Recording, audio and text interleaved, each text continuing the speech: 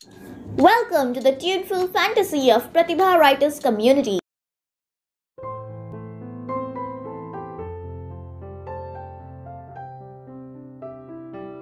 नमस्कार दोस्तों, मैं मेघना आप सबका स्वागत करती हूँ हमारे अपने प्रतिभा रिदम्स पॉडकास्ट चैनल पर। आज की कहानी कुछ खास है क्योंकि उसमें मेरे दोस्त की बात है। तो चलिए सुनते हैं मेरी लिखी कहानी कुछ अनकहे से रिश्ते।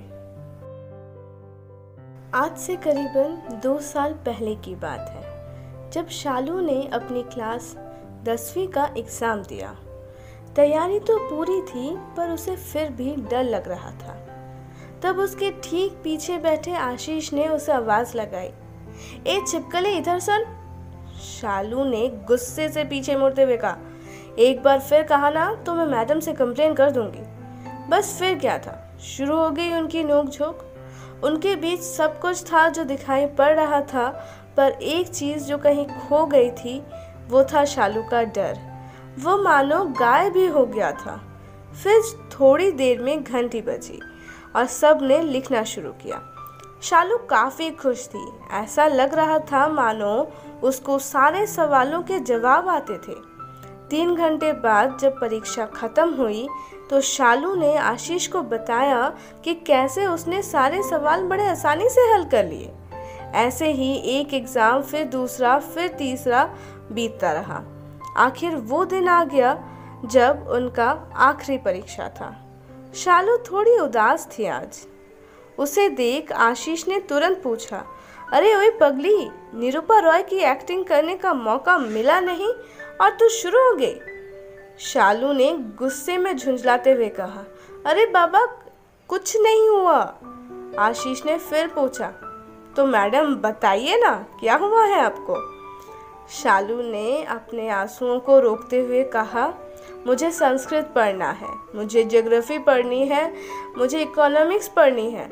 आशीष ने बड़े प्यार से कहा, तो पढ़ना, रोका किसने है। शालू ने अपनी आवाज़ का सुर धीरे करते हुए कहा, पर मेरे घर में सब यही सोचते हैं कि मैं डॉक्टर बनूं, डॉक्टर बन के देश की सेवा करूं।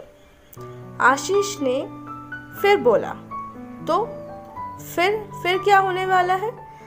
आशीष को बताते हुए शालू ने ये बोला कि मुझे डॉक्टर नहीं बनना, मुझे तो आर्कियोलॉजिस्ट बनना है। आशीष ने उसे समझाया, देख शालू, तेरे घर वालों को समझा, वो मान जाएंगे। शालू ने भी उसके बात पर हामी भरते हुए कहा, ठीक है, फिर मिलते हैं रिजल्ट वाले दिन। ये कह के दोनों ने एक दूसरे को अलविदा कहा। करीब 5 दिन बाद आशीष का फ़ोन रात करीबन 12:30 बजे बज उठा। आशीष तब भी जग रहा था तो उसने तुरंत ही फ़ोन उठा लिया। उस तरफ से शालू रोते हुए बोली, मैं मर जाऊंगी पर घर वापस नहीं आऊंगी। ये सुनते ही आशीष चिल्ला के बोला, ऐसी बात फिर की ना तो अच्छा नहीं होगा। शालू चुप हो गई और उसने बताया कि घर वालों ने उसके सपनों पर रोक लगा दी है, इसलिए उसे और कहीं नहीं जाना, उसे घर छोड़कर कहीं दूर चले जाना है। आशीष ने हामी भरी जैसे उसे सब समझ आ गया था। आशीष ने फिर कहा, एक काम करते हैं, कल तू मेरे घर आ जा, हम मिलके खूब खेलेंगे और खूब सारी मस्ती करेंगे। शालू ने फिर हंसते हुए फ़ोन रख दिया।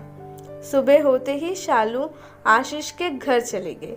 वहाँ गई तो पता चला आशीष कोई काम से बाहर गया है, पर शालू के लिए 2 पंचतंत्र की किताबें छोड़ गया है, क्योंकि शायद वो जानता था कि शालू को पंचतंत्र पढ़ना कितना पसंद है। शालू किताब पढ़ने लगी और पढ़ते पढ़ते आशीष भी आ चुका था। दोनों ने काफ़ी मस्ती की। फिर शालू के घर से बुलावा आ गया तो वो चली गई। घर आते ही शालू ने क्या देखा कि उसके पापा ने सारी 11 ह्यूमैनिटीज़ की किताबें उसके टेबल पर लाके रख दी है। ये देख शालू इतनी खुश हुई कि उसने अपने पापा को गले ही लगा लिया।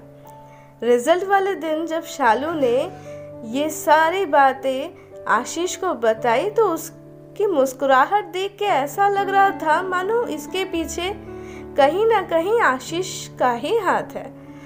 पर दूसरे ही पल आशीष ने खुद को संभालते हुए कहा, चलो फिर तो अच्छा ही हुआ। ऑल द बेस्ट, खूब मन लगा के पढ़ना और अपने लाइफ में कोई भी प्रॉब्लम हो तो बस एक फ़ोन कर देना, मैं बस चुटकी बजाते ही सब परेशानी यूं हल कर दूंगा। आज उस बात को हुए 2 साल हो गए हैं, पर आशीष का कोई पता नहीं। स्कूल वालों ने भी कुछ नहीं बताया, न कि उसके दोस्तों ने। आज शालू को उसकी माँ ने बताया, उस दिन आशीष घर आया था, उसी ने ही तेरे पापा को समझाया। ये सुन के शालू रो पड़ी। फिर उसने सोचा कि वो खुद अपने प्रॉब्लम्स में इतनी उलझ गई थी कि उसने कभी आशीष को ये नहीं पूछा कि क्या वो खुश है, उसके एग्ज़ाम्स कैसे गए, वो लाइफ में क्या बनना चाहता था, और न जाने कितने ही सवाल। पर आज वो अकेली थी, पर आशीष ने उसके लाइफ का अंधेरा दूर करके न जाने कहाँ अंधेरे में गुम हो गया था। शायद इसी का नाम है दोस्ती, जो दिखती तो नहीं है पर उसके असर बहुत गहरे होते हैं। तो अगर आपके लाइफ में ऐसा कोई दोस्त है, जाइए उसे ढूंढिए, उससे बात करिए और उसे कहिए कि वो आपके लिए कितना इम्पोर्टेंट है, क्योंकि पता नहीं वो वक्त फिर मिले ना मिले।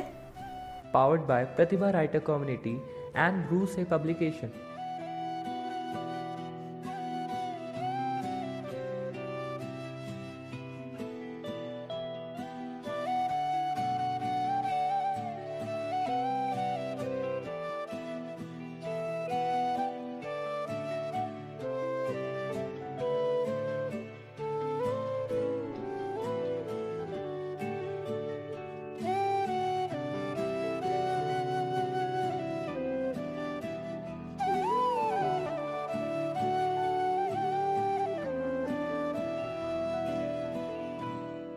From the writer's heart.